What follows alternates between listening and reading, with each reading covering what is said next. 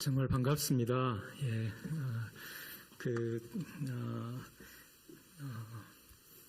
오늘 이제 주제가 이제 구약성서의 정의와 희년인데요.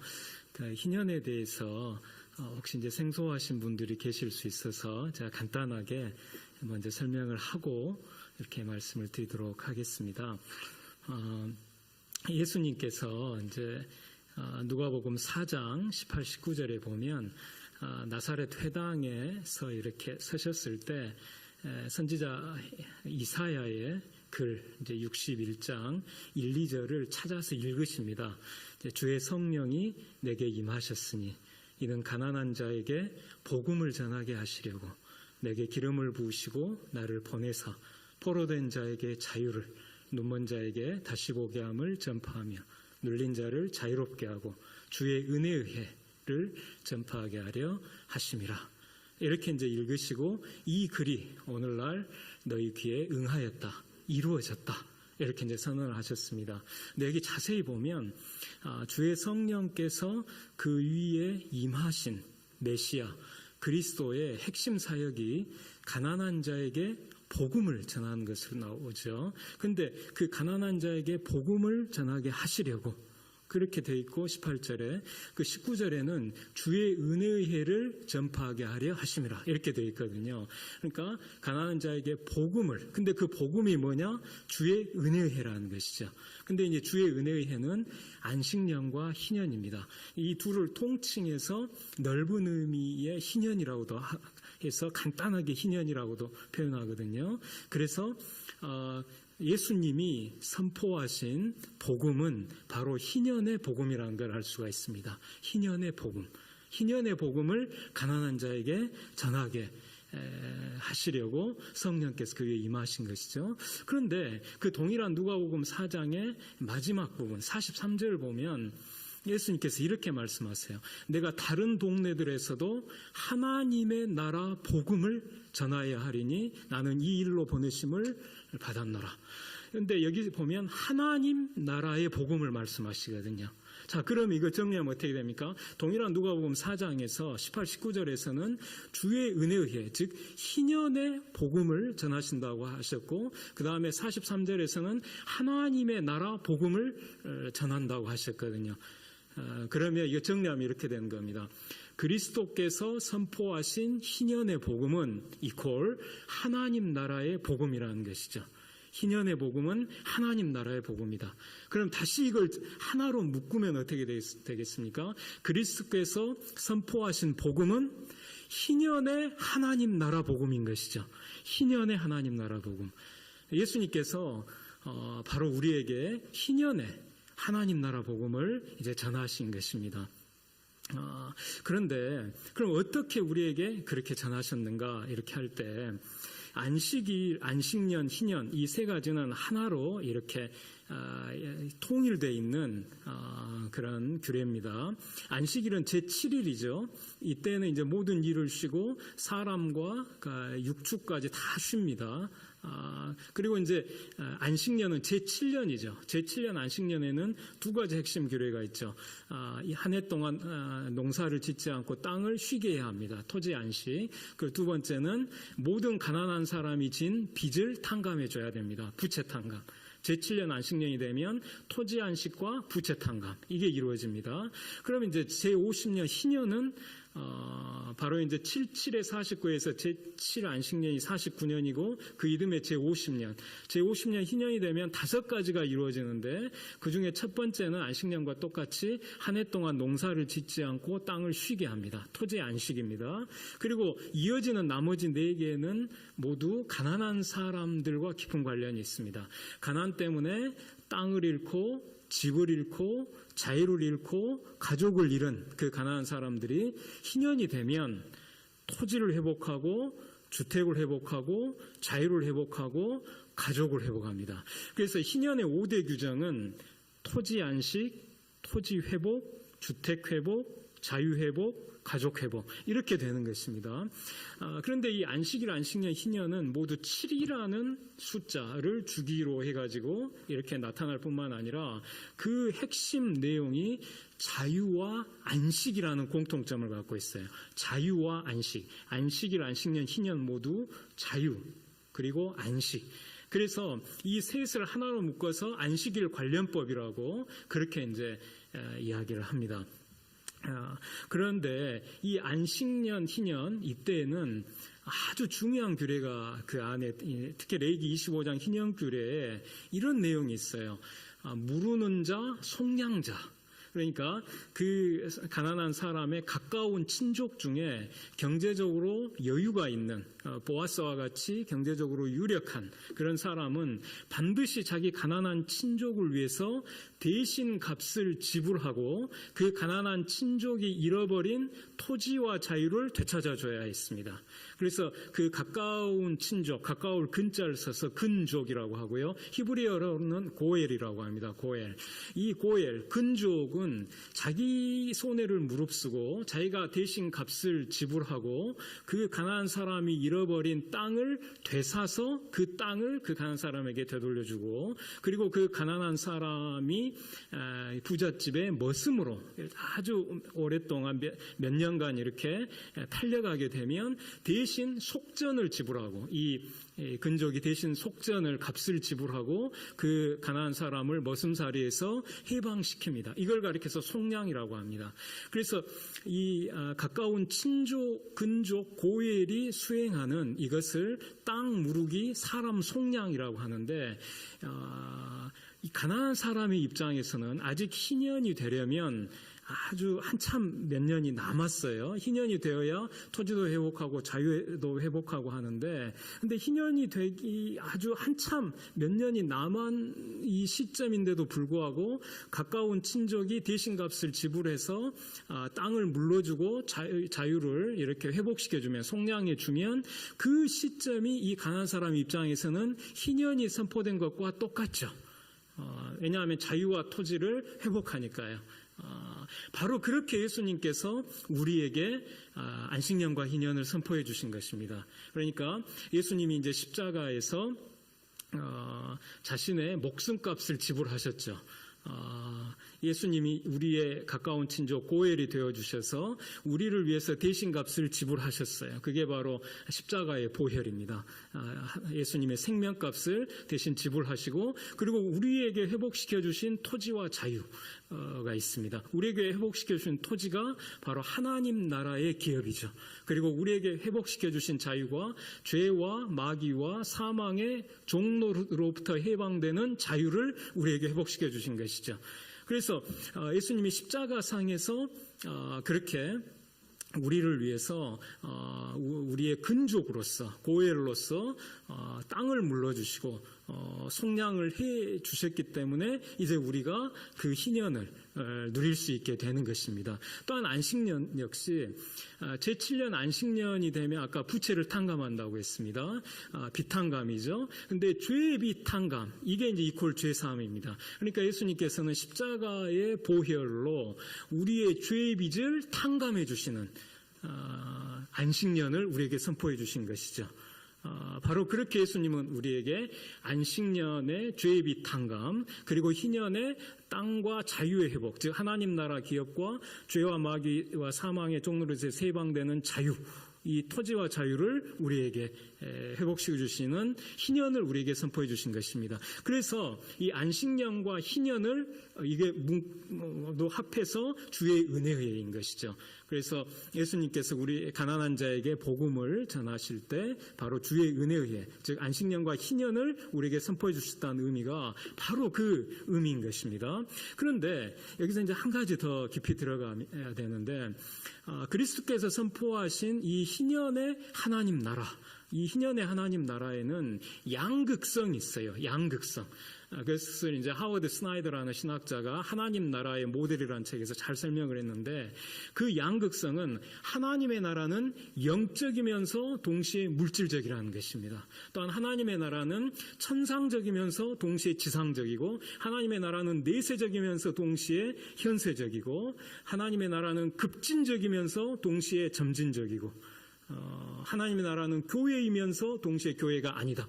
여기 교회가 아니다는 것은 교회를 넘어서서 온 세계 우주를 포괄한다, 이제 이런 의미를 갖고 있는 것입니다. 근데 이 양극성 사이에 우리 인간 이성으로는 이해할 수 없는 신비가 존재하고, 그 신비가 하나님 나라를 더욱더 풍요롭게 그렇게 한다, 이렇게 표현을 했거든요. 그래서 이 양극성 가운데 어느 하나만을 배타적으로 강조하면 그만큼 비성경적이라는 겁니다. 그러니까 다시 말해서 하나님의 나라를 영적이라고만 말하고 물질적인 차원을 무시하면 이건 반쪽짜리인 거고, 반대로 하나님의 나라가 영적인 건 아니고 오직 물질적인 뿐이다 라고 얘기해도 이것도 역시 반쪽짜리라는 것이죠. 하나님 나라는 영적이면서 동시에 물질적이다. 이걸 같이 붙잡을 때 온전한 하나님 나라 이해를 할 수 있다는 겁니다. 그런 차원에서 그리스도께서 선포하신 이 희년의 하나님 나라는 아까 영적인 차원에서는 죄의 빚을 탕감을 받는 그 안식년, 그리고 하나님 나라의 기업을 회복하고, 그리고 죄와 마귀와 사망의 종로로 돼서 해방되는 자유를 얻는 것, 그것이 바로 영적인 측면의 희년의 하나님 나라라고 볼 수 있어요. 근데 이것만 있는 것이 아니라 물질적인 측면에서 실제로 빚탕감이 이루어지고, 그리고 물질적인 측면에서 토지 평등권이 모든 사람에게 실현이 되고, 그리고 모든 사람이 그 억압받지 않고 자유롭게 노동할 수 있는 노동의 자유, 노동의 착취 없이 모든 사람이 자유를 누리는 그러한 물질적 차원의 이 희년의 하나님 나라가 있다는 것이에요. 그래서 우리가 취해야 될 태도는 이 영적인 하나님의 나라, 영적인 희년의 하나님 나라를 우리가 감사히 그리스도의 십자가 대속의 그 은혜 앞에 감사히 그것을 받고, 그러면서 동시에 그 감사의 응답으로서 우리가 순종을 해야 되는데, 어떤 순종을 해야 되느냐? 교회 차원에서, 그리고 더 나아가서 사회 차원에서 실제로 비탄감이 이루어지고, 물질적 측면에서, 그리고 실제로 모든 사람이 땅에 대한 평등한 권리를 누리고, 모든 사람이 노동 착취에서 해방이 되고 자유를 얻는, 이것이 모두 이렇게 이루어지도록 우리가 가난한 자에게 이 온전한 영적이면서 동시에 물질적인 이 양측면의 양극성의 희년의 하나님 나라를 우리가 전파해야 한다는 거예요. 이 둘 중에 주로 우리 이제 복음주의 교회들은 영적인 측면만을 배타적으로 강조해 왔고, 반대로 이제 해방신학 계열에서는 이 차원을 이제 좀 도외시하고 이 물질적인 측면만을 이렇게 붙잡았는데, 그래서는 안 되고 둘 다의 이런 영적이면서도 물질적인 희년의 하나님 나라를 가난한 자에게 전파해야 한다는 것입니다.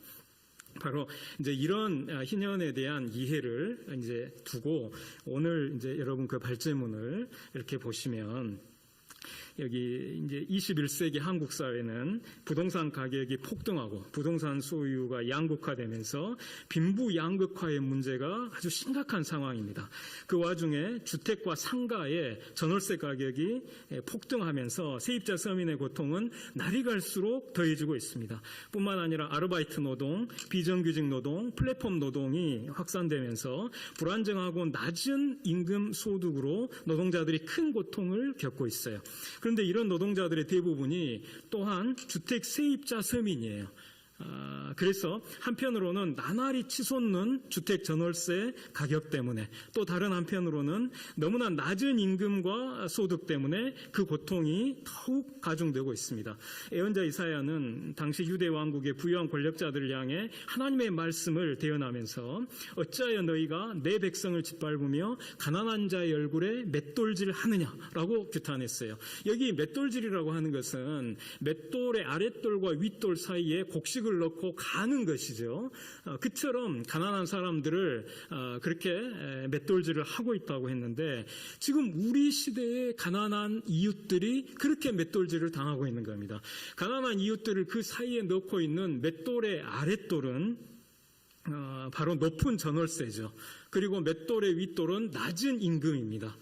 그러니까 전월세 가격은 너무 높고 폭등하고, 그리고 임금 소득은 너무 낮으니까 그 사이에서 가난한 이웃들이 지금 갈리고 있는 것이죠.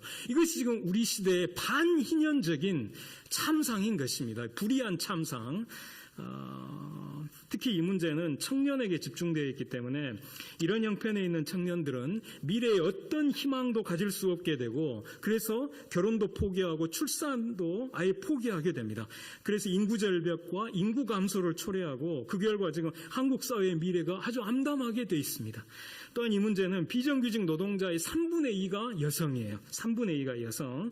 그래서 이 문제가 여성에게 이 고통이 집중되어 있습니다. 따라서 이 문제를 해결하지 않는 한 여성에 대한 차별과 불평등 문제는 해결할 수가 없습니다. 그럼 장년 남성들은 괜찮으냐? 그렇지가 않아요. 역시 형편없이 낮은 소득에 비해서 나날이 폭등하는 전월세를 감당하기 버거운 이 잔인한 현실 속에 장년 남성들도 처해 있습니다. 이런 현실에서 고강도 장시간 노동, 그리고 위험한 작업 환경에 내몰려서 죽임을 당하거나 가정의 불화와 해체 직면에서 극단적 선택을 하는 등 살인적인 상황에 장년 남성들도 지금 처해 있습니다. 게다가 이제 생태 환경의 위기도 심각합니다.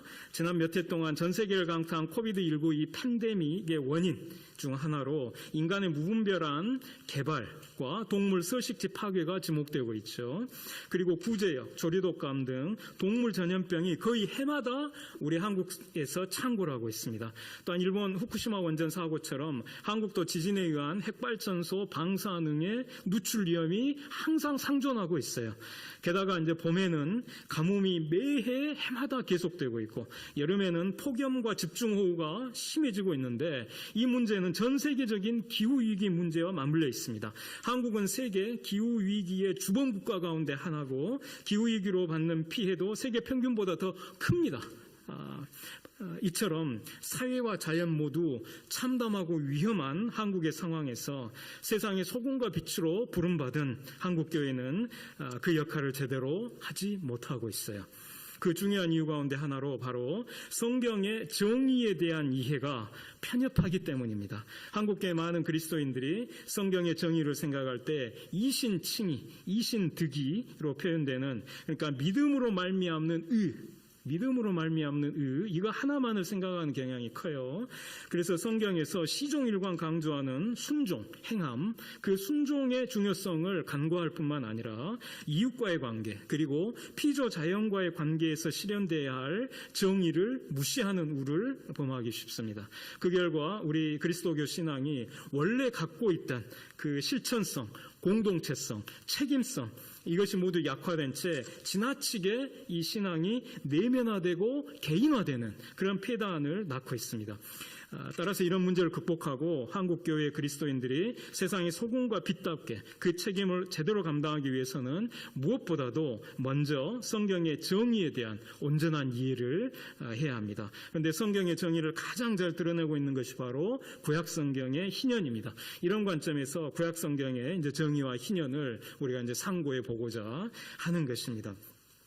그 다음에 있는 그 선행 연구 검토 그리고 체데크 체다카와 미슈파트의 개념 이 부분은 아주 간략하게 요약을 하고 중요한 내용이 이제 후반부에 있거든요. 그 부분을 좀 자세히 이렇게 살펴볼 텐데요. 먼저 여기서 이제 이 페이지에 밑에서 이제 5째 줄 보시면 체데크, 체다카 그리고 미슈파트 이것이 이제 구약 성경의 그 정의를 가리키는 그런 단어입니다. 그런데 이제 그 가운데 미슈파트는 맨 밑에 줄에 보시면 421회 사용되고 그 동사형 이제 샤파트는 200여 회 이렇게 사용이 됩니다. 그리고 이제 그 두 번째 문단 3페이지 두 번째 문단을 보시면 남성 명사가 체데크고 여성 명사가 체다카인데 남성 명사인 체데크가 119회 사용이 되고 여성 명사인 체다카가 157회 이 구약 성경에서 사용되고 있는데 이 두 명사 사이의 의미의 차이는 없습니다. 그리고 이제 두 명사의 형용사 차디크 그러니까 의로운이라는 그 차디크는 206회 사용되고 동사인 차다크 의롭게 하다 이 동사는 41회 사용되고 있습니다. 그 밑에 문단입니다. 그런데 이 체데크와 체다카 이걸 이제 제가 거기서 이제 보다 많이 사용된 게 이제 체다카니까 제가 그냥 체다카로 이거 통일을 하겠습니다. 체데크와 체다카를 그냥 통칭해서 체다카로 제가 하겠습니다. 이 체다카와 미슈파트, 이 체다카와 미슈파트가 구약 성경에 보면 그리고 그러니까 우리말로 하면 와로 이렇게 함께 이렇게 묶여서 등장을 해요. 그리고 우리 번역에는 정의와 공의 이게 이제 원문으로 보면 미슈파트 배 체다카 뭐 이런 식으로 미슈파트와 체다카 이런 식으로 이제 함께 등장하기도 하고 또는 같은 절 안에 상반절과 하반절을 나누어서 상반절에는 미슈파트가 등장하고 하반절에는 체다카가 등장하고 이런 식으로 한 절 안에 병행해서 이렇게 등장을 하는 경우가 굉장히 많습니다. 그런데 여기를 이제 이해할 때 어떤 신학자들은 이 체다카와 미슈파트는 이게 이 형태 그 발음만이 다를 뿐이지 그 의미 내용은 똑같다라고 이렇게 오해하는 신학자들이 있어요. 그러나 그렇지가 않아요. 이건 명백히 이제 이렇게 다른 의미를 갖고 있습니다. 물론 이제 크게 봐서는 이제 서로 의미가 통할 수 있지만 그 개별적인 의미, 독립된 의미를 갖고 있어요. 미슈파트와 체다카는 그렇게 이제 이해를 해야 합니다. 그래서 이제 그 부분에 대해서 여기 이제 그 3페이지에 밑에서 7째 줄을 보시면 체다카와 미슈파트는 접속사 배로 연결되거나 병행하는 절에 함께 사용되는 본문들에서 서로 깊은 관련이 있지만 별개의 의미로 얼마든지 사용될 수 있어요. 그래서 유진 나이다라는 신학자가 강조한 의미론적 동등성에 관한 3가지 기본 원칙들 가운데 하나는 이제 좀 어렵죠. 근데 그 다음 이제 중요합니다. 한 언어 안에서 완전한 동의어는 존재하지 않는다. 그러니까 이제 히브리어라는 한 언어 안에서 이렇게 이제 미슈파트와 체다카가 다른 단어로 이렇게 사용되고 있으면은 이게 완전한 동의어일 수 없다. 그런 걸 이제 얘기를 하는 거예요. 그래서 이제 이 단어들 체다카와 미슈파트는 서로 깊은 관련이 있는 별개의 의미로 보는 것이 타당하다는 겁니다. 그런데 이제 이건 그런데 그러면 아까 남성 명사 체데크와 여성 명사 체다카 이것은 이제 어떤가 할 때 이건 똑같은 의미를 갖고 있어요. 그 증거가 있는데 4페이지를 보시면 이 두 단어가 서로 다른 의미를 갖는다고 혹자는 주장하지만 이 다윗의 승전가인 사무엘하 22장에서 이 체다카가 2번 사용이 되거든요. 체다카. 그런데 이 사무엘하 22장을 동일하게 이제 옮긴 본문이 시편 18편이에요. 근데 시편 18편에서는 2번 모두 체데크로 바뀌어 사용되고 있어요. 그러니까 사무엘하 22장에서는 체다카로 2번 딱 나오는 그 똑같은 그 위치와 똑같은 그 단어가 시편 18편에서는 모두 체데크로 사용되고 있다는 거예요. 이 말은 체다카와 체데크가 똑같은 단어이기 때문에 서로 교환돼서 사용되고 있다는 걸 이제 증명하는 것이죠. 그리고 또 이제 시편 119편 142절에 주의 체다카는 영원한 체데크요 이렇게 되어 있어요. 주의 체다카는 영원한 체데크다. 그러니까 체다카와 체데크가 똑같은 같은 의미를 가진 단어라는 걸 여기서 우리가 또 한 번 확인을 할 수가 있는 것이죠. 그래서 이 체다카와 체데크는 완전한 동의어다, 이렇게 이제 볼 수가 있는 겁니다. 그런데 이 체데크, 체다카 한편으로 놓고 한편에 미슈파트 놓고 이것은 서로 별개의 의미를 가진 단어다, 이렇게 이제 이해를 해야 한다는 얘기인 것입니다. 그 다음에 이제 5페이지를 보시면 5페이지에 그 두 번째 문단에 저는 이제 체데크, 체다카의 그 기본 의미를 관계정의로 이해합니다. 올바른 관계, 그러니까 관계정의, 그게 이제 이 체데크, 체다카의 의미다. 관계정의. 다시 말해서 하나님과 사람의 관계, 사람과 사람의 관계, 사람과 피조 자연의 관계를 모두 정의롭게 하는 것이 바로 체데크, 체다카라는 것이죠.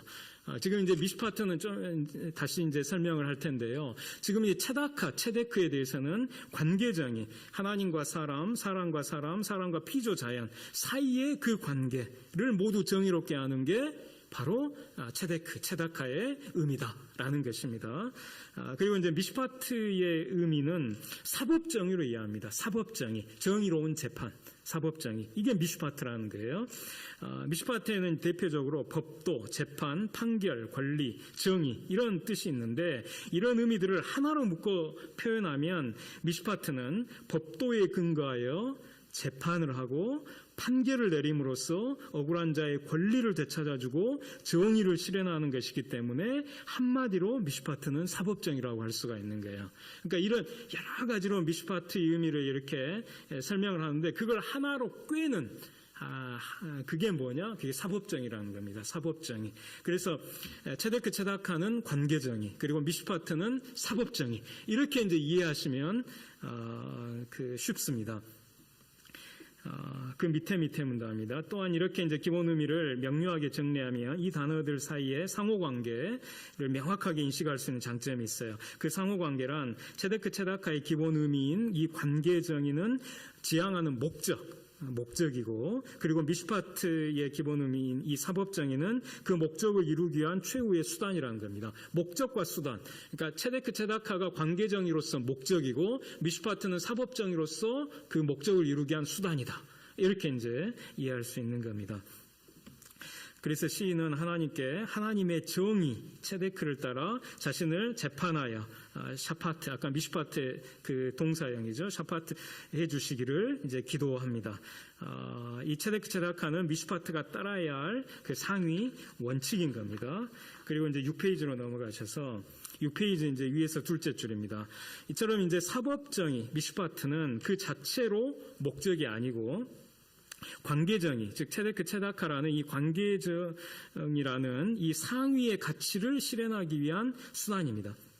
동시에 관계정의 역시 만약 이 사법정의가 최후의 보루로 작동하지 않는다면 공허한 수사에 불과한 것으로 전락하고 맙니다. 따라서 이 둘은 상호 보완적으로 존재하며 바로 그 이유 때문에 아까 말씀드린 것처럼 구약성경의 여러 본문에서 이 둘이 접속사 앞에, 즉 그리고라는 그 단어로 연결되거나 병행절에 함께 등장하는 겁니다. 바로 이 이유 때문에.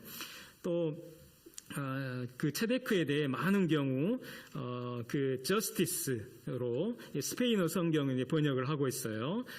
체데크를 저스티스로 번역을 합니다. 그런데 그 righteousness, 이걸 이제 의로 이렇게 이제 번역한 영어 성경 KJV, 킹 제임스 버전이죠. 이제 거기 그 이제 번역에 문제점이 이제 많이 있어요. 그러니까 스페인어 번역 성경이 더 올바른 겁니다.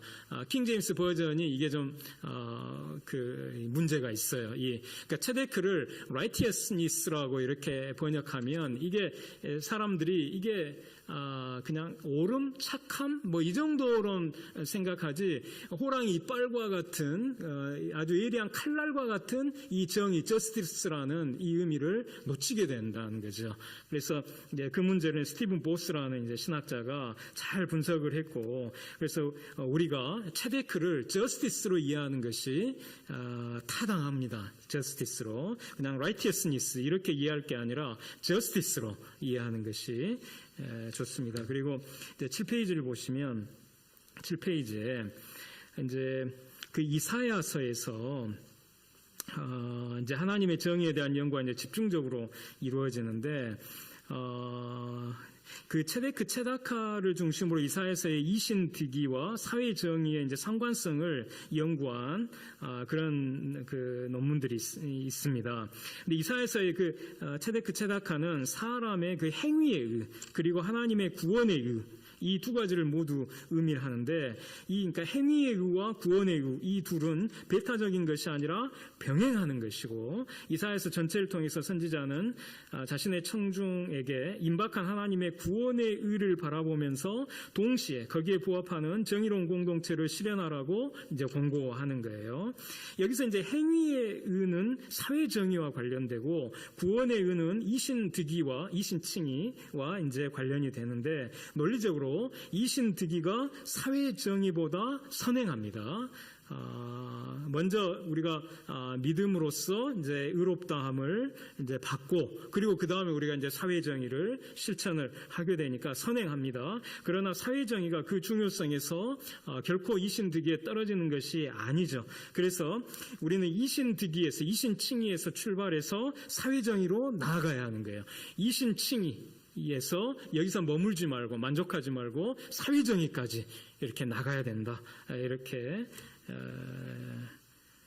그리고 이제 그 7페이지 이제 마지막 문단인데요. 마지막으로 이제 구약성서의 정의와 관련해서 거룩함과 정의의 그 연관성, 거룩함과 정의가 어떤 이제 연관성을 갖고 있느냐. 그래서 이제 그게 이제 8페이지를 보시면 이사야서의 중심 신학인 이스라엘의 거룩하신 이에 대한 그 연구에서 오직 만군의 여호와는 정의로우심으로 높임을 받으시며 거룩하신 하나님은 공의로우심으로 거룩하다 일컬음을 받으시리니 여기 보시면 거룩하신 하나님이 공의로우심으로 거룩하다 일컬음을 받으신다.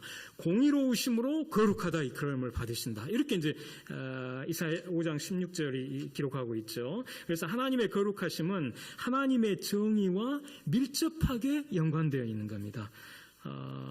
그래서 그 밑에 문단에 존 오스왈트 역시 이제 이사야서에 나타난 성결 거룩함을 이제 연구하면서 이사야의 그 소명기사 이사야 6장에서 이사야가 고백한 이스라엘의 부정은 그 가장 중요한 이유가 그 앞본문 1에서 5장에 비추어 볼 때 우상 숭배와 같은 그 제의적 부정보다는 도덕적 부정, 곧 사회의 불의 때문이며 하나님이 거룩하다고 찬양을 받으실 이유는 그분의 능력 때문이 아니라 그분의 정의 때문이라고 이제 설명하고 야곱이 내 이름을 거룩하다 하며 야곱의 거룩한 이를 거룩하다 하며 이스라엘의 하나님을 경외할 것이며 라는 그 말씀을 근거로 하나님의 거룩함은 그의 자녀들의 인생에서 나타나는 공의를 통해 확인이 된다. 만일 인간이 공의롭지 않은 생애를 산다면 하나님의 성품이 신성모독을 당하는 것이다.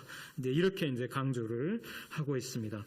그래서 이제 이상의 그 내용을 이제 요약하면 9페이지에 이제 이렇게 정리할 수 있습니다. 9페이지에 이상의 선행연구 검토를 통해 구약성서의 정의에 대해 세 가지 중요한 사실을 알 수 있어요. 첫째, 구약성경의 정의는 하나님과 사람, 사람과 사람, 사람과 피조자연 사이의 정의로운 관계를 의미합니다. 이것은 주로 체데크 체다카의 기본 의미인 관계정의 인 거죠. 둘째, 구약성경의 정의는 단지 하나님의 속성을 가리키는 추상명사로 국한되지 않고 많은 경우 행위명사로서 정의로운 행동을 의미합니다. 정의로운 행동. 이것은 주로 미슈파트의 기본 의미인 사법정의와 이제 연관됩니다. 사법정의. 셋째, 구약성경의 정의는 하나님의 거룩하심과 서로 뗄 수 없는 하나가 돼서 심판과 구원의 역할을 수행하고 하나님의 백성에게도 정의와 거룩함은 서로 하나예요. 그러니까 하나님께도 거룩하심과 정의가 하나인 것처럼 하나님의 백성에게도 거룩함과 정의가 하나라는 겁니다. 이것은 특히 이제 레위기의 성결법전, 이게 이제 레위기 17장에서 26장인데 이 성결법전에 포함되는 안식년과 희년이 이스라엘의 거룩함을 위한 법일 뿐만 아니라 정의를 위한 법이기도 하다는 사실을 의미하는 겁니다. 이처럼 거룩함과 정의는 서로 하나이기 때문에 비록 레위기 25장에 그 희년법이 등장하는 레위기 25장에 정의를 뜻하는 단어가 전혀 등장하지 않음에도 불구하고 거룩하게 하다를 뜻하는 이 카다시와 그래서 거룩함을 뜻하는 코데시가 명시된 희년은 구약성서의 정의와 직결되는 것이죠.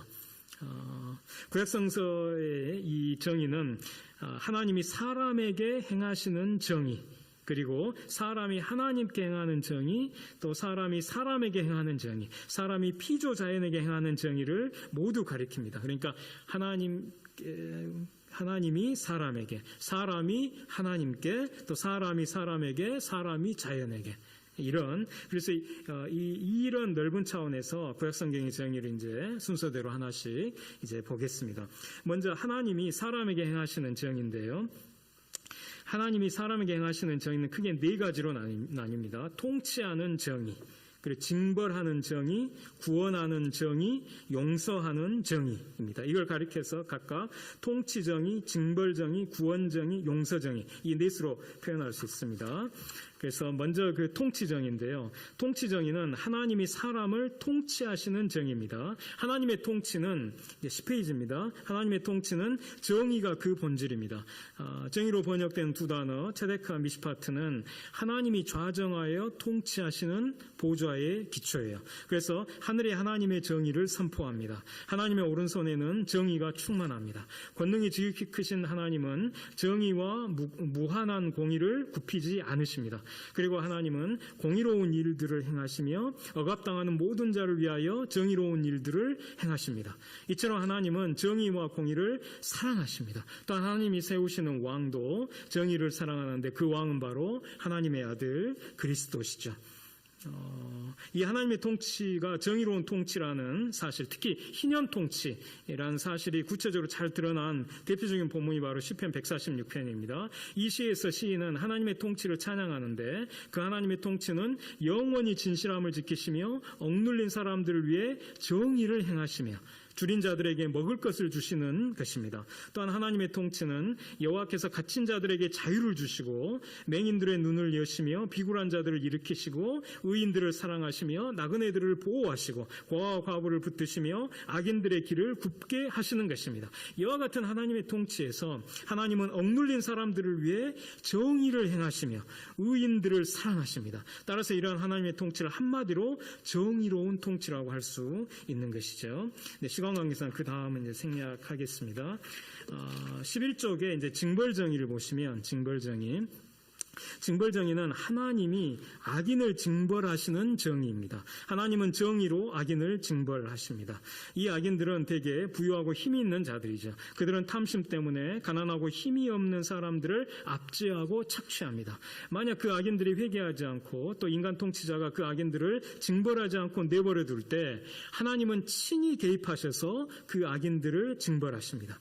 이것이 악인들에게 행하시는 하나님의 정의입니다. 이와 같은 징벌정의는 구약성경에 도처에 등장하는데 특히 시편과 예언서에 집중되어 있어요. 하나님은 의로우신 재판장으로서 사람이 회개하지 아니하면 그에 대한 분노의 심판을 위해 칼과 활을 예비하십니다.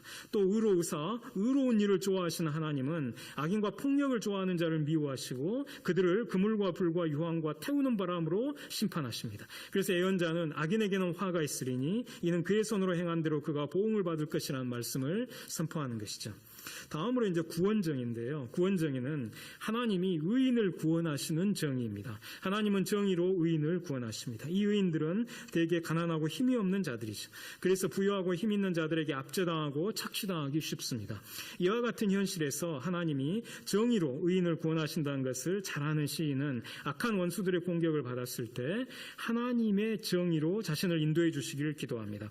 하나님이 재판을 위해 보좌에 앉으시고 공의와 정직으로 판결을 내리실 때 압제를 당하는 자의 요새이자 환난 때의 요새이신 하나님은 피 흘림을 신문하시면서 가난한 자의 부르짖음을 결코 잊지 않으시고 그들을 구원하십니다. 이처럼 하나님이 악인을 징벌하시는 중에도 의인은 구원하시는 정의를 아브라함은 잘 알았기 때문에 이 구원정의에 입각하여 소돔에 거하는 자기 조카인 의인 롯을 위해 하나님께 주께서 이같이 하사 의인을 악인과 함께 죽이심은 부당하오며 의인과 악인을 같이 하심도 부당하니이다. 세상을 심판하신 이가 정의를 행하실 것이 아니니까 라고 이제 말씀드릴 수가 있었던 것이죠. 다음으로 이제 용서정인데요. 이게 이제 구약 성경에 우리 신약의 복음의 아주 정수에 해당하는 죄인을 용서하시고 구원하시는 이 용서정의가 이미 구약 성경에 이게 등장을 합니다. 용서정의는 하나님이 죄인을 용서하시는 정의죠. 하나님은 정의로 죄인을 용서하십니다. 다윗이 밧세바와 동침한 후 선지자 나단이 그에게 왔을 때 그 나단의 책망을 받고 회개하며 드린 기도 가운데 하나님이여 나의 구원의 하나님이여 피 흘린 죄에서 나를 건지소서. 내 혀가 주의 의를 높이 노래하리이다. 여기 주의 의, 이 기도에 죄인을 용서하시는 하나님의 정의가 잘 나타나 있습니다. 다윗은 자신이 우리아를 죽음으로 내몬 그 피 흘린 죄를 회개하면서 하나님이 죄인인 자신을 용서하시고 구원하시면 그 하나님의 정의를, 즉 죄인을 용서하시고 구원하시는 하나님의 의를, 그 정의를 찬양하겠다고 지금 고백하는 것이죠. 예언서에서 선지자들은 죄인을 용서하기 원하시는 하나님의 마음을 잘 알았기 때문에 악인을 향해 하나님께로 돌아오라고 간곡히 권면합니다. 하나님은 내가 어찌 악인이 죽는 것을 조금인들 기뻐하랴. 그가 돌이켜 그 길에서 떠나 사는 것을 어찌 기뻐하지 아니하겠느냐라고 반문하십니다. 하나님은 악인이 회개하고 악한 길에서 떠남으로써 죽지 않고 살기를 바라시는 것이죠. 하나님은 만일 악인이 그 행한 악을 떠나 정의를 행하면 그 영혼을 보존할 것이라고 약속을 하세요.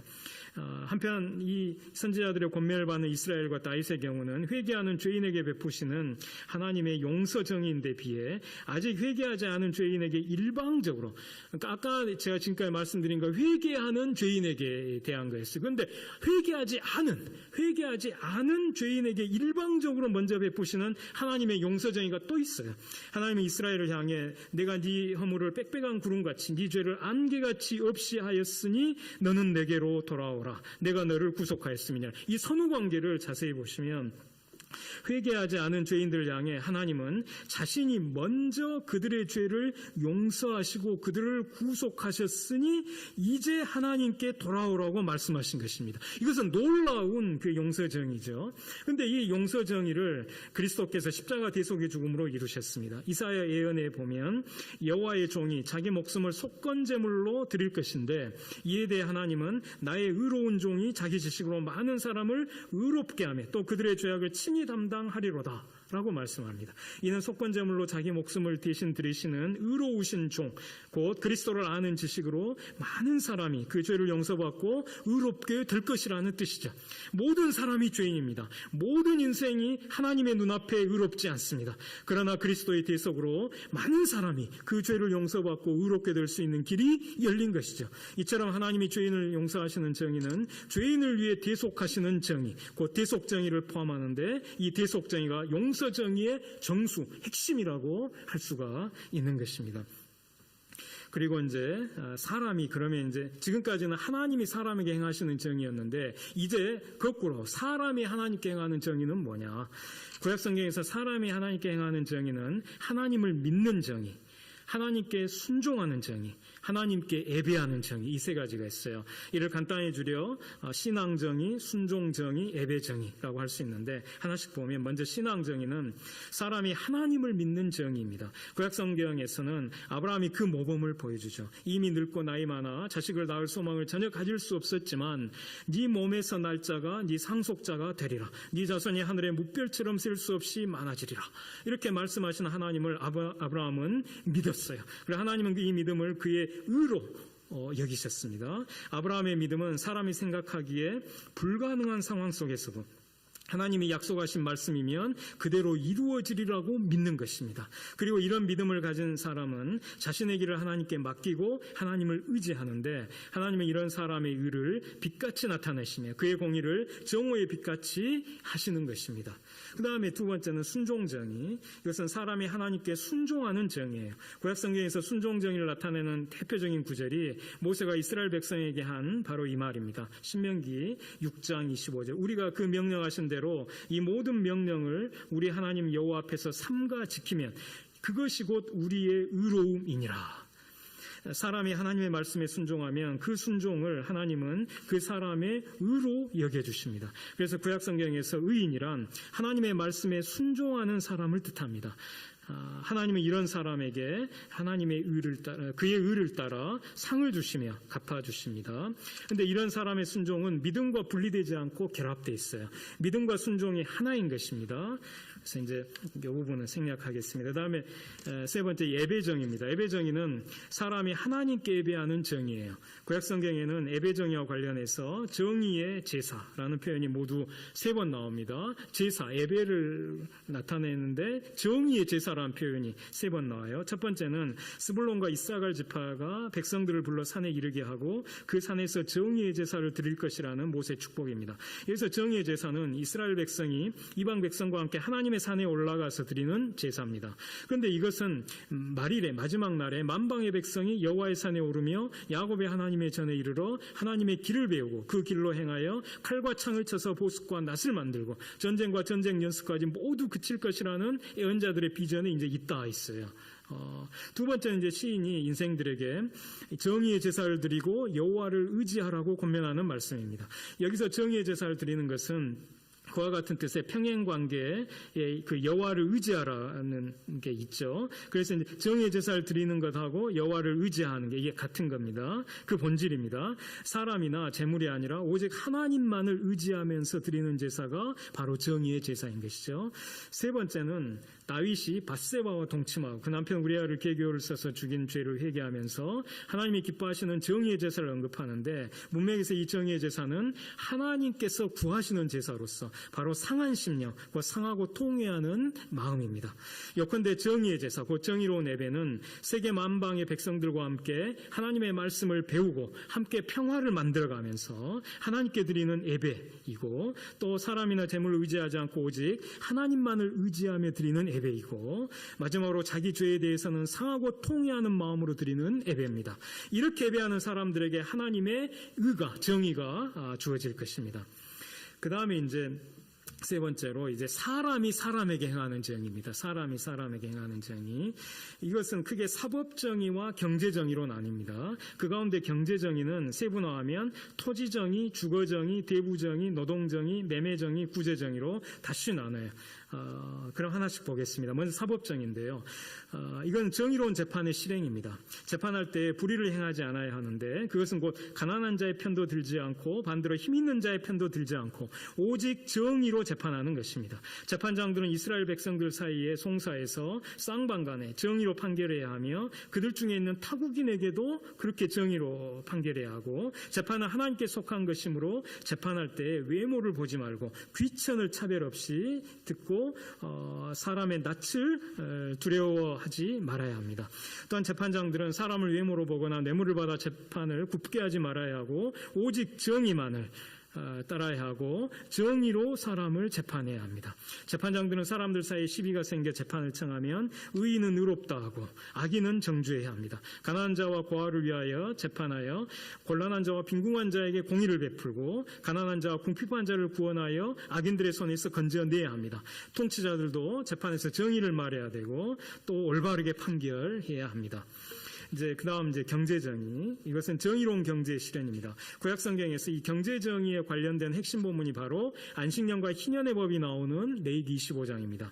그런데 이 본문에는 정의라는 단어는 한 번도 나오지 않고 오직 거룩하게 하다, 또 거룩함 이런 단어만 나옵니다. 그래서 레위기의 성결법전에 포함되는 안식년과 희년의 법은 오직 거룩함과만 관련되고 정의와는 관련 없는 것으로 오해할 수 있어요. 그러나 아까 말씀드린 것처럼 오직 만군의 여호와는 정의로우신 높임을 받으시며 거룩하신 하나님은 공의로우심으로 거룩하다 일컬음을 받으시리니 이 말씀처럼 하나님이 거룩하다 일컬음을 받으시는 이유는 바로 하나님이 정의로우시기 때문입니다. 하나님의 거룩하심과 하나님의 정의는 서로 하나인 것입니다. 마찬가지로 이스라엘의 거룩함과 이스라엘의 정의도 서로 하나예요.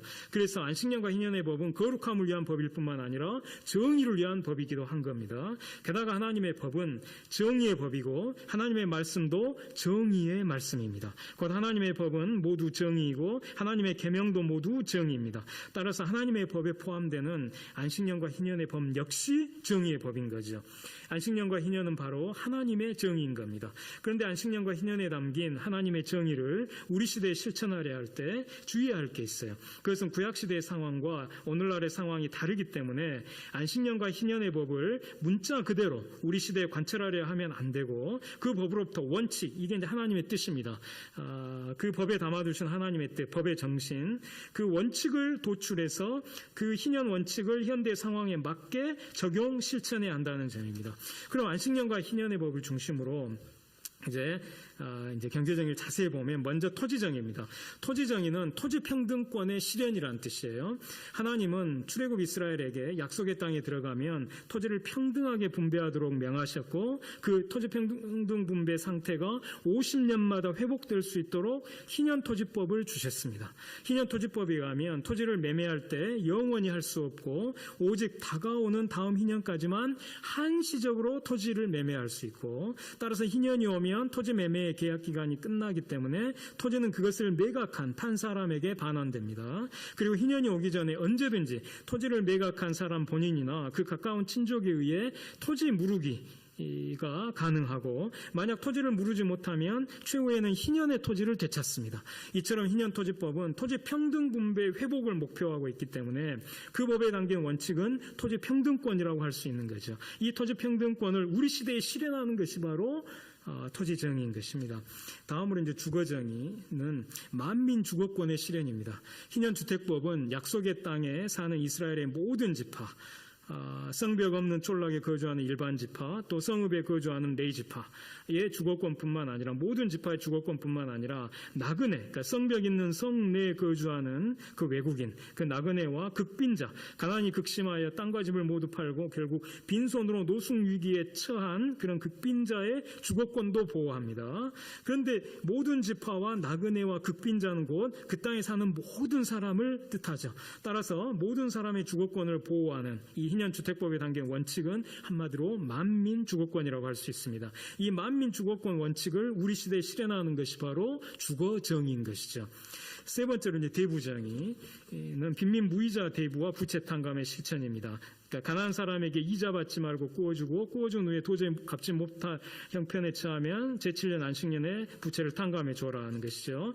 안식년 대부법 이제 18쪽을 보시면 안식년 대부법에 의하면 가난한 사람이 먹을 게 없어 양식을 꾸러오면 반드시 꾸어줘야 하고 꾸어줄 때에는 결코 이자를 받아서는 안 되고 그 후에도 그 사람의 형편이 나아지지 않아서 갚고 싶어도 갚을 수 없는 어려운 상황일 때에는 안식년에 그 모든 부채를 탕감해 줘야 합니다. 그래서 이 법에 담긴 원칙은 빈민 무이자 대부와 부채 탕감이라고 할 수 있습니다. 이것을 실천하는 것이 바로 대부정의인 거죠. 구약 성경에는 가난한 사람에게 긍휼을 베푸는 대부 행위와 하나님의 정의 사이에 깊은 관계가 있다는 것을 알려주는 본문들이 있어요. 채권자가 채무자인 가난한 자의 겉옷을 전당물로 가져갈 경우 해질 때 돌려줘야 하는데 이런 실천은 하나님 앞에서 그의 정의가 됩니다. 또 주의 장막에 머무르며 주의 성산에 사는 자는 바로 공의를 실천하는 사람인데 그는 돈을 구워줄 때 이자를 받지 않는 사람이에요. 그리고 의인은 종일토록 은혜를 베풀고 꾸어주는 사람인데 그의 자손이 복을 받습니다. 또한 은혜를 베풀며 꾸어주는 자는 의로운 이로서 그의 정의가 영구히 서 있을 것입니다. 네 번째는 노동정의입니다. 노동정의는 노동착취금지와 자유회복의 실천입니다.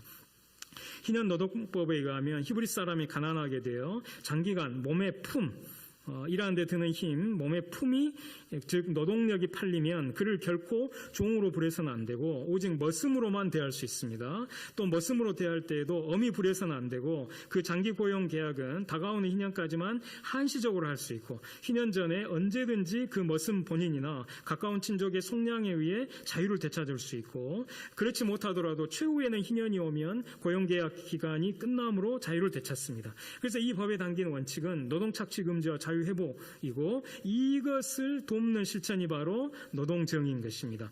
이 노동정의는 구약성서의 다른 본문들에 등장합니다. 일곱째 날은 여호와의 안식일이므로 모든 사람이 아무 일도 있어는 안 되는데 이것을 명하신 목적 가운데 하나는 종과 나그네가 안식일에 하루 동안 일을 쉬고 숨을 돌릴 수 있게 하기 위한 것이었어요. 그리고 하루하루 품을 팔아 근근히 살아가는 가난한 품꾼에게 그 삭스를 반드시 당일해주고 해지노나 아침까지 미뤄서는 안 되는 겁니다. 그 다음 이제 매매정입니다. 이것은 정의로운 상거래의 실천입니다. 길이, 무게, 양을 잴 때 불의를 행하면 안 되고 정의의 저울과 정의의 추와 정의의 에바와 정의의 흰을 사용해야 합니다. 자기 주머니에 두 종류의 저울추, 곧 큰 것과 작은 것을 넣지 않아야 하고 자기 집에 두 종류의 돼, 즉 큰 것과 작은 것을 두지 않아야 하고 오직 정의의 저울추를 두며 정의의 되를 두어야 합니다. 이 정의로운 상거래를 실천하는 것이 바로 매매정의인 것이죠. 마지막으로 구제정의는 빈자구제의 실천입니다. 의인은 은혜를 베풀고 주는 사람입니다. 재물을 흩어 빈궁한 자들에게 줄 때 그 사람의 의는 영구히 있을 것입니다. 곧 가난한 사람을 구제하는 것은 정의이며 구제하는 사람은 의인입니다. 요컨대 가난한 사람에 대한 구제를 실천하는 것이 바로 구제정의죠. 이제 마지막으로 사람이 이제 피조자연에게 행하는 정의입니다. 사람이 피조자연에게 행하는 정의는 한마디로 생태정의라고 할 수 있어요. 그런데 이 생태정의는 이제 생태계 보호입니다. 구약성경에서 생태계 보호 원칙은 대표적으로 안식년과 희년의 법에 잘 드러납니다. 이 생태정의는 크게 농토에 대한 정의, 동물에 대한 정의, 식물에 대한 정의로 나뉘고 그 각각을 줄여 농토정의, 동물정의, 식물정의로 표현할 수 있어요. 먼저 농토정의입니다. 농토정의는 농토보호의 실천입니다. 이 농토정의는 안식년과 희년의 토지 안식 규정에 잘 나타나 있어요. 하나님이 이스라엘에게 안식년이나 희년이 오면 농사짓지 말고 그 한 해 동안 이제 땅을 쉬게 하라고 명하신 목적은 농토를 보호하기 위한 것입니다. 한 해도 땅을 쉬게 하지 않고 계속해서 농사를 지으면 그 땅의 힘은 지력은 약해지고 결국 황폐하게 되고 말 겁니다. 그래서 하나님은 농토를 인간의 착취적 농으로부터 보호하기 위해 안식년과 희년에 땅을 쉬게 하라고 명하신 겁니다. 이 규정에는 하나님이 그 창조하신 땅을 사랑하시는 마음이 담겨 있죠. 이와 같은 하나님의 마음을 품고 농토보호를 실천하는 것이 바로 농토정의인 겁니다. 그 다음 이제 동물정의. 이것은 동물보호의 실천입니다. 동물정의는 안식년과 희년에 동물 공존 규정에 잘 나타나 있어요. 안식년과 희년에 농사를 짓지 않았음에도 불구하고 땅에서 저절로 자란 곡식이나 나무에서 저절로 맺힌 과일은 가축뿐만 아니라 들짐승과도 함께 나누어 먹어야 했습니다. 이 규정은 인간이 피조자연을 독점하려는 이기적 탐욕을 절제하고 동물과 공존해야 한다는 것을 잘 보여줘요. 이 외에도 이제 안식일에 일을 쉬어야 하는데 그때 소와 나귀도 쉬게 됩니다. 이와 마찬가지로 안식년과 희년에 농사를 짓지 않고 쉬어야 하는데 그때에도 소와 나귀가 쉬게 될 겁니다. 안식일, 안식년, 희년의 안식 규정은 사람과 땅뿐만 아니라 소나 나귀같이 농사 짓는 데 사용하는 가축들도 안식할 수 있게 한 겁니다. 또 곡식 떠는 소에게 망을 씌우지 말아야 하고 소와 나귀를 결의하여 밭을 갈지 말아야 하고 염소 새끼를 그 어미의 저주로 삼지 말아야 합니다. 새의 보금자리에 새 새끼나 알이 있고 어미 새가 그의 새끼나 알을 품은 것을 보거든 그 어미 새와 새끼를 아울러 취하지 말고 어미는 반드시 놓아줘야 하는데 그렇게 하면 복을 누리고 장수하리라는 약속이 더해집니다. 이상의 규정들에는 하나님의 그 창조하신 동물을 사랑하시는 마음이 담겨 있죠. 이와 같은 하나님의 마음을 품고 동물 보호를 실천하는 것이 바로 동물정의인 겁니다. 동물을 구하는 행위와 하나님의 정의 사이에 깊은 관계가 있어요. 이에 대해 시인은 하나님의 정의는 하나님의 산들과 같고 하나님의 재판은 큰 바다와 같다고 고백하면서 하나님이 사람뿐만 아니라 짐승도 구하여 주신다고 이게 노래하고 있는 겁니다. 마지막으로 식물정의입니다. 식물정의는 식물보호의 실천입니다. 이 식물정의는 안식년과 희년에 포도나무를 비롯한 과일나무들의 가지치기를 하지 않고 자연 상태 그대로 두어야 한다는 규정에 잘 나타나 있죠. 과일나무들도 가지치기와 같이 인위적 증산을 위해 가지가 잘려나가는 고통에서 해방되어 안식을 누리게 하는 것입니다. 구약성경에는 이외에도 식물정의와 관련된 본문들이 더 있습니다. 과일나무를 심으면 3년 동안 그것을 할례받지 못한 것으로 먹지 말아야 하고, 넷째에는 그 모든 과실이 거룩한 여호와께 드려야 하고, 다섯째부터 그 열매를 먹을 수 있는데, 그렇게 하면 그 소산이 풍성하리라는 약속이 주어집니다. 그리고 어떤 성읍을 에워싸고 쳐서 점령하려 할 때 도끼를 둘러 그곳에 과일나무를 찍어내서는 안 됩니다. 이상의 규정들은 모두 하나님이 그 창조하신 식물을 사랑하시는 마음이 담겨 있죠. 이와 같은 하나님의 마음을 품고 식물 보호를 실천하는 것이 바로 식물정의인 것입니다. 이제 나오는 글입니다. 오늘날 한국의 사회와 자연은 모두 참담하고 위험한 상황에 있습니다. 사회 경제적 불평등이 극심하고 생태 환경의 위기도 심각합니다. 이런 상황에서 한국교회는 세상의 소금과 빛답게 하나님의 정의를 행해야 합니다. 그리고 이를 위해 먼저 성경의 정의가 무엇인지 이해합니다. 구약 성경에서 정의를 뜻하는 단어들 체데크, 체다카와 미슈파트인데, 이 체데크, 체다카의 기본 의미는 관계정의, 그리고 미슈파트의 기본 의미는 사법정의입니다. 구약 성서의 정의는 하나님과 사람, 사람과 사람, 사람과 피조자연 사이의 정의로운 관계를 의미하고, 또한 많은 경우 행위명사로서 정의로운 행동을 의미하고, 하나님의 거룩하심과 이 하나님의 정의는 서로 하나입니다. 구약 성경의 정의는 넓은 의미에서 이제 하나님이 사람에게 행하시는 정의, 사람이 하나님께 행하는 정의, 사람이 사람에게 행하는 정의, 사람이 피조자연에게 행하는 정의를 모두 가리킵니다. 하나님의 정의를 분류하여 이 네 가지를 간단하게 이제 요약하면 이렇습니다. 첫째, 하나님이 사람에게 행하시는 정의에는 통치 정의, 하나님이 사람을 통치하시는 정의, 그리고 징벌 정의, 하나님이 악인을 징벌하시는 정의, 그리고 구원 정의, 하나님이 의인을 구원하시는 정의, 그리고 용서 정의, 하나님이 죄인을 용서하시는 정의가 있습니다. 둘째, 그러니까 사람이 하나님께 행하는 정의에는 신앙 정의, 사람이 하나님을 믿는 정의, 그리고 이제 순종 정의, 이것은 사람이 하나님께 순종하는 정의, 예배 정의, 사람이 하나님께 예배하는 정의가 있습니다. 셋째, 사람이 사람에게 행하는 정의에는 사법 정의, 그러니까 정의로운 재판의 실행과 경제 정의, 정의로운 경제의 실현이 있는데, 경제 정의는 다시 토지 정의, 즉 토지 평등권의 실현, 주거 정의, 만민 주거권의 실현, 대부 정의, 빈민 무이자 대부와 부채 탕감의 실천, 노동 정의, 노동 착취 금지와 자유 회복의 실천, 매매 정의, 정의로운 상거래의 실천, 구제 정의, 빈자 구제의 실천으로 나뉩니다. 넷째, 사람이 피조자연에게 행하는 정의는 생태정의라고 할 수 있는데, 여기에는 농토정의, 농토보호의 실천, 동물정의, 동물보호의 실천, 식물정의, 식물보호의 실천이 있습니다. 한국교회 그리스도인들은 이와 같은 정의를 힘써 행해야 합니다. 그래서 사회와 자연을 위기에서 건져내야 합니다. 그런데 구약 성경에서 정의는 희년에 가장 잘 나타나 있기 때문에 희년 정신을 실천하는 것은 곧 정의를 행하는 것입니다.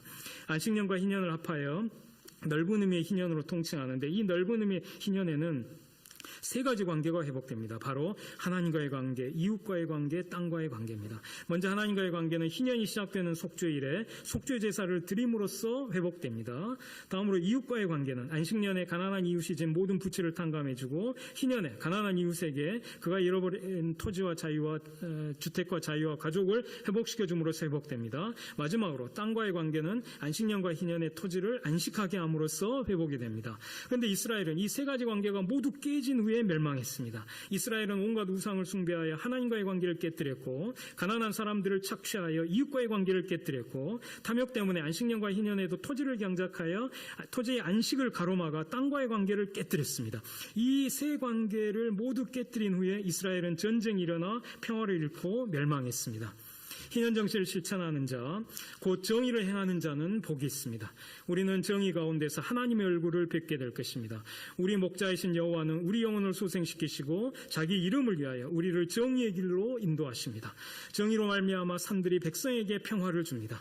인애와 진리가 만나고 정의와 평화가 입맞추며, 진리는 땅에서 솟아나고 정의는 하늘에서 굽어보며, 정의가 주의 앞에 앞서가며 주의 길을 닦을 것입니다. 주의 길은 정의의 길입니다. 또한 주의 문은 정의의 문입니다. 여호와의 문은 정의의 문이므로 오직 의인들이 그리로 들어갈 것입니다. 그리고 그 구원의 문은 건축자가 버린 돌이 진모퉁이의 머릿돌이 되는 그리스도의 죽음과 부활을 통해 열립니다. 한국교회 그리스도인들은 정의를 행하고자 노력해야 합니다. 그렇게 정의를 지키고 항상 정의를 행하는 자는 복이 있습니다. 정의를 실천하는 사람들은 하나님의 장막에 머무르며 하나님의 성산에 살면서 영원히 흔들리지 않을 것입니다.